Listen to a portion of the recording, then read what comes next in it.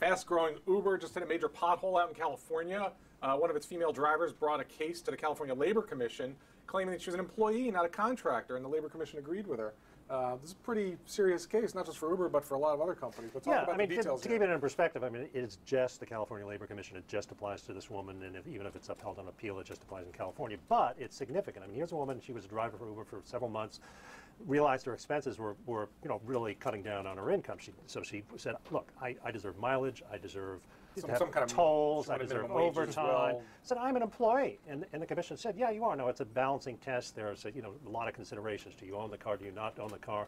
But Uber the whole time is saying these are independent contractors. We're just a technology platform. We provide an app, and we say to these people, look, go to it, pick up your own people, use your own car. But the commission said, no, you have control over the entire operation. If it weren't for you, this business just wouldn't exist. Now, one other thing, I mean, there is this class action lawsuit in federal court, which could be far bigger depending on how it Right, that would affect a lot more people. Now, Rob, what is this kind of ruling? I mean, what is this? It's obviously sort of a key sort of U.S. legal perspective. What does it mean for the business model of these kinds of businesses? Well, the problem is a lot of these new companies are built around regulatory arbitrage. You take an existing business and you can do it a lot faster and cheaper if you don't play by the rules. If you don't have to apply for taxi license. It's very easy to set up one of these companies, and it's worked well so far. But the problem is there's a lot of pushback, and so Uber's been spending a lot of money lobbying and fighting legal costs. And of course, if this starts spreading, the idea that these are actually employees, it essentially guts the business model. Cost basis goes way up. It doesn't necessarily kill the business. It doesn't necessarily kill it, because what could happen, for instance, it could just mean that it's more expensive to get in the business. So Uber could paradoxically be the winner, and Lyft could be totally blown out of the water.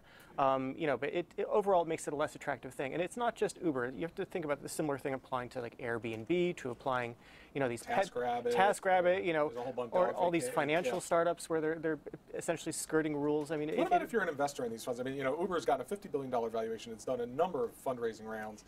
If you're a backer of one, I mean, are you happy to just keep paying these legal bills, fighting all these fights? No. Well, probably I wouldn't be, but I'm not an investor in them. You have to think that they're spending so much money, and it's very unclear actually how much money Uber is spending. I mean, we've heard estimates. They're burning just incredible amounts of cash, and all these fundraising exercises lend some credence to this view. If these regulatory things heat up, that means the burn could accelerate. And they're fighting on a lot of fronts. I mean, in countries and regulations and local. And also it's important to realize that this is not just an issue for the sharing economy. I mean, we have big companies like FedEx, other companies that want to treat their... This contractor employee question. Right, so you guys are independent contractors, so we don't owe you Social Security, we don't owe you unemployment insurance, we don't owe you all the things that can really add up when you're having to pay an employee. And the courts seem to be turning against that attitude. They seem to be saying more and more, look, you are employees. The assumption is you're employees, and the burden is on you to prove that these people are not employees. All right, we'll keep an eye on all of that, and we'll be back with more Breaking Views tomorrow.